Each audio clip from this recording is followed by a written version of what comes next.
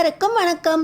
நம்ம சின்ன மருமகள் சீரியல்ல சேதுவுக்கு வீட்டுக்குள்ளேயே இருக்க கருணாக பாம்பு ஈஸ்வரி, சித்ரா, ஐஸ்வர்யா இவங்க தான் தன்னோட அப்பா ராஜாங்கம் ஜெயிலுக்கு போகிறதுக்கே முக்கியமான காரணம் அப்படின்னு கண்டுபிடிச்சிடுறாரு.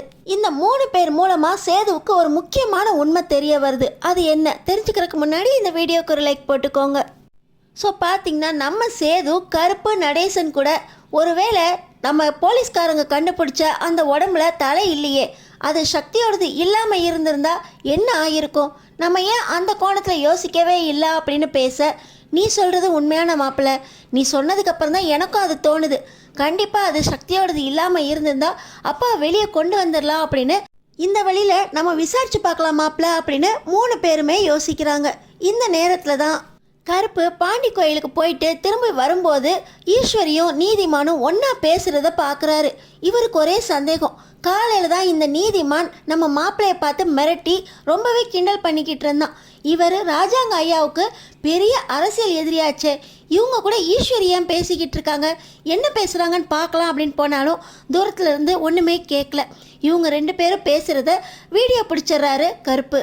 இப்போ நேராக ரொம்ப பதற்றத்தோட கருப்பு நம்ம சேதுக்கிட்ட வந்து ஈஸ்வரியும் நீதிமானும் ஒன்றா பேசுகிறத நான் பார்த்துக்கிட்டு இருந்தேன். அவங்க கொஞ்ச நேரத்துலேயே கையை குலுக்கிட்டு ஏதோ ஒரு பெட்டியை கை மாற்றிக்கிட்டு திரும்பி போயிட்டாங்க. என்னால் எதுவுமே கேட்க முடியல. இந்த பாரு வீடியோ பிடிச்சிட்டு வந்திருக்கேன் அப்படின்னு சொல்லி இப்போ கருப்பு நம்ம சேதுக்கிட்ட அந்த வீடியோவை காட்ட, சின்னம்மா வீட்டுக்குள்ளே இருந்துக்கிட்டு அந்த அரசியல் எதிரி அவன் கூட போய் எதுக்கு பேசணும், தனியாக சந்திச்சு நைட்டு நேரத்தில் பேசுகிற அளவுக்கு அப்படி என்ன முக்கியமான விஷயம், அவங்க கூட என்ன தொடர்பு அப்படின்னு சேதுவுக்கு ரொம்ப கோபமும் சந்தேகமும் வருது. ஈஸ்வரியை கண்காணிக்கலாம் அப்படின்னு சொல்லி சேது நைட்டு ஈஸ்வரி ரூமுக்குள்ளே நோட்டம் விட்டுட்டு இருக்க. இப்போ 3 பேர் ஈஸ்வரி, சித்ரா, ஐஸ்வர்யா 3 பேருமே பணத்தை எண்ணிக்கிட்டே ரொம்ப சந்தோஷப்படுறாங்க. இன்னொரு 10-15 வருஷத்துக்கு ராஜாங்கத்தோட எந்த ஒரு பிக்கல் பிடுங்களுமே நமக்கு கிடையாது. ஆனால் இந்த போஸு பையன் தான் காவியா பேச்சை கேட்டு மாறிட்டானோ என்னவோ எனக்கு தோணுது. அவன் மாறி இருக்கக்கூடாது. நாளைக்கு மறுபடியும் அவன் தனியாக இருக்கிறதுல ஃபோன் போட்டு பேசணும். இன்னொரு விஷயம் தெரியுமா, நீதிமான் நம்ம சொல்லாமலேயே நமக்கு இப்படி கட்டுக்கட்டாக பணத்தை கொடுத்துருக்காரு. வீட்டுக்குள்ளே இருந்து ராஜாங்கத்தை பற்றி நீங்கள் சொன்ன அந்த நியூஸ்னாலையும் நீங்கள் சொன்னீங்களே ஐஸ்வர்யா அவங்க தமிழ் மாதிரி பேசினதுனாலையும் இதை வச்சே நான் கொஞ்சம் கொஞ்சமாக காய் நவுத்துனேன். கடைசியில் அந்த எம்எல்ஏ பதவி எனக்கு தான் கிடைக்கும் போல இருக்கு. ராஜாங்கம் இல்லாத இடத்துல இந்த ஊர் எம்எல்ஏவா நான் தான் வரப்போகிறேன். வெற்றி என் பக்கம் உறுதி ஆயிடுச்சு. ஒரு கொலைகாரனுக்கு யாரும் ஓட்டு போட மாட்டாங்களே, ராஜாங்கமும் அங்கே கஷ்டப்பட்டுட்டு தான் இருக்கான். ஒரு கொலை பழியை மேலே போட்டு எவ்வளோ ஈஸியாக நான் எம்எல்ஏ ஆகிட்டேன் தெரியுமா. அதுக்கான ஒரு சின்ன அன்பளிப்பு அப்படின்னு சொல்லி இந்த பெட்டி நிறைய பணத்தை எனக்கு கொடுத்தாரு. அதுவும் ஃபோன் பண்ணி கூப்பிட்டு கொடுத்தாரா அப்படின்னு சித்ரா, ஐஸ்வர்யா கிட்ட அந்த பெட்டியை காட்டி நைட்டு ஃபுல்லாக சந்தோஷப்பட்டுக்கிட்டு இருக்காங்க இந்த ஈஸ்வரி. ஈஸ்வரி மேலே ரொம்ப சந்தேகப்பட்டுக்கிட்டு இருக்க சேதுவுக்கு இவங்க நைட்டெல்லாம் பேசிக்கிட்டு இருக்கிறது தெரிஞ்சு போயிடுது.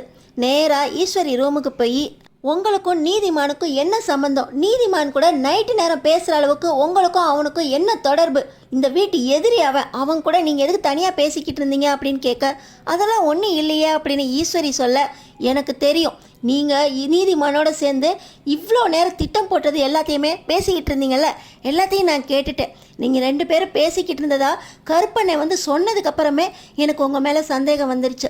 அதுதான் என்ன பண்ணியிருக்கீங்கன்னு தெரிஞ்சுக்கலான்னு வந்தால் இவ்வளோ பெரிய சதி வேலையை பண்ணியிருக்கீங்க அப்படின்னு சேது ரொம்ப கோவப்பட்டு தரன்னு சித்ரா, ஐஸ்வர்யா, ஈஸ்வரி 3 பேரையும் இழுத்துட்டு வந்து ஹாலில் பிடிச்சி தள்ள 3 பேரும் கீழே விழுறாங்க. அப்பத்தா, மோகனா அப்படின்னு எல்லாருமே வந்து நிற்க, அப்பத்தா கூட எதுக்குடா சின்னம்மான் கூட பார்க்காம இப்படி கீழே தள்ளி விட்டுருக்கா அப்படின்னு சொல்ல, இவங்க சின்னம்மா இல்லை, சரியான சதிகாரி.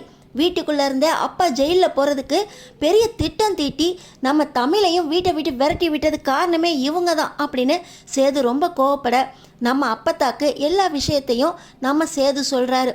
அப்பாவை ஜெயிலில் தள்ளுறதுக்காக அப்போ தான் கல்யாணம் முடிச்சா அந்த ஜோடியை பிரிச்சிட்டிங்களே, அவங்க நல்லா இருந்தால் கூட தனியாக கல்யாண்டிருப்பாங்க, இப்படி சக்தியை கொலை பண்ணுற அளவுக்கு இறங்கியிருக்கீங்களே, நீங்களாம் ஒரு பொண்ணா அப்படின்னு செம கோவம் வர, அப்பத்தா சாட்டை எடுத்துகிட்டு வந்து, பொண்ணுங்களாடி நீங்களாம், இப்படி ஒரு பச்சை வைத்துக்காரியை வீட்டை விட்டு வெளியே விரட்டி விட்டீங்களே, புள்ளத்தாச்சின்னு கூட பார்க்காம அவன் மேலே பழியை போட்டு அவள் வெளியே போனப்போ கூட சிரிச்சுக்கிட்டு இருந்திருக்கீங்களா அப்படின்னு சவுக்கு எடுத்து அடிக்கிறாங்க.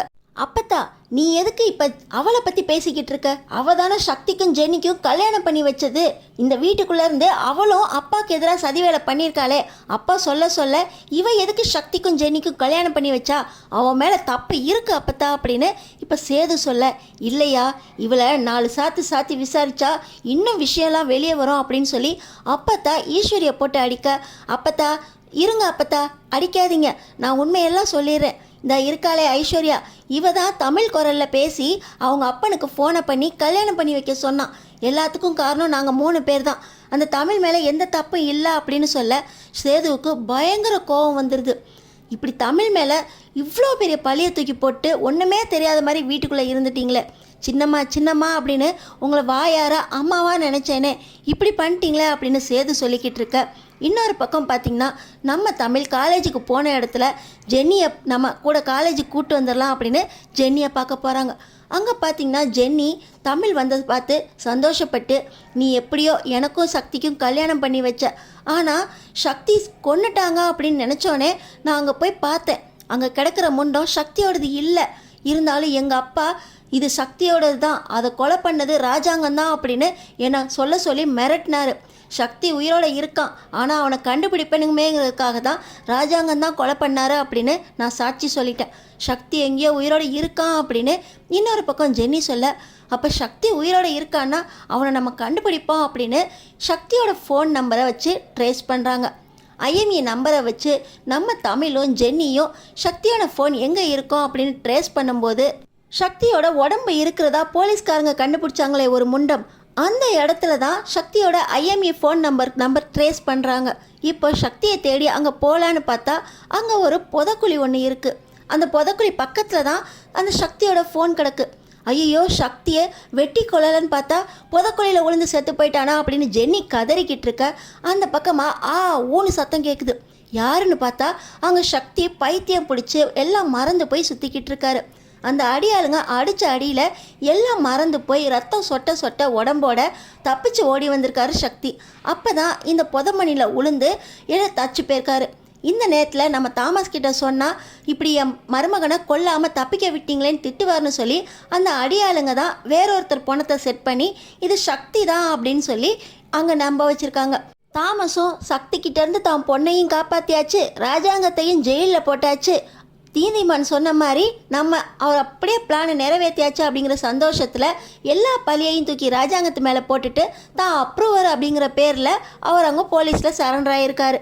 இப்போ பார்த்தீங்கன்னா பைத்தியம் பிடிச்சி போய் எல்லாம் மறந்து போய் நிற்கிற சக்தியை பார்த்து ஜென்னி அழுகுறாங்க. நம்ம தமிழுக்கு ஒரே சந்தோஷம், எப்படியாவது இவருக்கு பழைய நினைவெல்லாம் நான் திரும்ப வச்சிடறேன், இவர் சக்தி தான் அப்படின்னு டிஎன்ஏ டெஸ்ட் எடுத்து போலீஸ்காரங்க நம்பிட்டா போதும், ராஜாங்க மாமா வெளியே வந்துடுவார், நமக்கு வேலை அதுதான் அப்படின்னு சொல்லி சக்தியை கூட்டிகிட்டு போய் அவர் உடம்புல இருக்க எல்லா புண்ணுங்களுக்கும் மருந்து போட்டு போலீஸ் ஸ்டேஷனுக்கு கூட்டிகிட்டு போகிறாங்க நம்ம தமிழ்.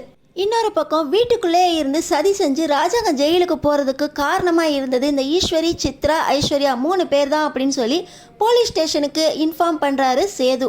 ஈஸ்வரி, சித்ரா, ஐஸ்வர்யா 3 பேரையும் அரெஸ்ட் பண்ணுற போலீஸ் இந்த 3 பேருக்கும் பின்னாடி இருந்து எல்லா உதவியும் கேட்டது நீதிமான் தான் அப்படின்னு சொல்லி நீதிமானையும் அரெஸ்ட் பண்ணுறதுக்காக அரெஸ்ட் வாரண்ட் எடுக்கிறாங்க. நீதிமான் தலைமறைவாயிடுறாரு. பைத்தியம் பிடிச்ச நிலையில் சக்தியை போலீஸ் ஸ்டேஷனுக்கு கூட்டி வந்ததுனால அவருக்கு டிஎன்ஏ டெஸ்ட் எடுத்து அவர் தான் சக்தின்னு நிரூபிச்சுன்னு இப்போ ராஜாங்கமும் ரிலீஸ் ஆயிடுறாரு. இத்தனை பேர் செஞ்ச சூழ்ச்சியால் தான் ராஜாங்கம் ஜெயிலுக்கு போனார். தமிழ் மேலே எந்த தப்பும் இல்லைன்னு புரிஞ்சுக்கிற சேது மறுபடியும் தமிழ் கூட சேர்றதுக்கு வாய்ப்பு இருக்கா? இனி இந்த வீட்டோடையும் உறவுக்காரங்களோடையும் எந்த ஒரு ஒட்டும் இல்லை உறவும் இல்லை அப்படின்னு தலைமொழிக்கிட்டு போன நம்ம தமிழ் சேதுவோட கண்டிப்பாக சேர்றதுக்கு சான்ஸே இல்லைன்னு நினைக்கிறவங்க நம்ம சேனல் சப்ஸ்கிரைப் பண்ணி அடுத்தடுத்து என்ன நடக்க போகுதுன்னு பார்த்துக்கிட்டே இருங்க.